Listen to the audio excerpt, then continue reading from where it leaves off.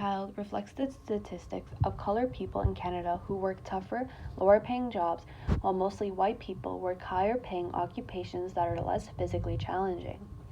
During the first outbreak of the COVID-19 virus, racialized communities found more deaths related to the virus compared to white communities.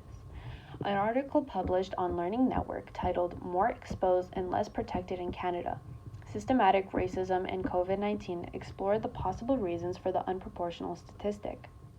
It has been speculated that the cause of the high death rates is mainly due to the job divide between white people and those of color. While most people began working from home, many people of color were working essential jobs or jobs that could not be transferred onto an online system, being exposed to the virus more easily, bringing it back home and spreading it to their families. On page 3 of Seema Al-Dini's paper, they affirm this notion by stating racialized groups are disproportionately suffering because they are the ones most exposed to today's labor market requirement of flexibility. These conditions effectively establish less job security, substandard working conditions, intensive labor, excessive hours, and low wages with no provisions of benefits. And once again, this notion is agreed upon by Kelly Miller in Calvin Sherhorn's article titled Why the Racial Wealth Gap Persists More Than 150 Years After Emancipation, when they state the Negro is up against the white man's standard without the white man's opportunity.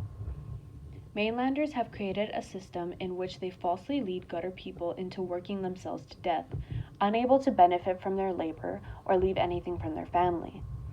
Many gutter folk like David and Geneva believe that if they work hard, obtain redemption freedom, move out of the gutter, get married, and have children, they will have officially broken the cycle of debt and poverty.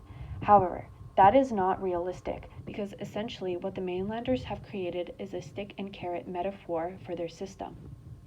Gutter people must work and chase their redemption freedom, ending up mainly overworking themselves and sometimes even to a point of death, or until they are deemed no longer suited to be working and forced to get subsidy, adding to the never-ending cycle of debt. This comparison to Canada's occupational system was seen more than ever during the past 2 years due to the coronavirus. People who were working to pay their bills and provide food for their families ended up contracting the virus, ending up in the hospital, or in some cases dying, leading to a persistence of the cycle of poverty that plagues racialized communities.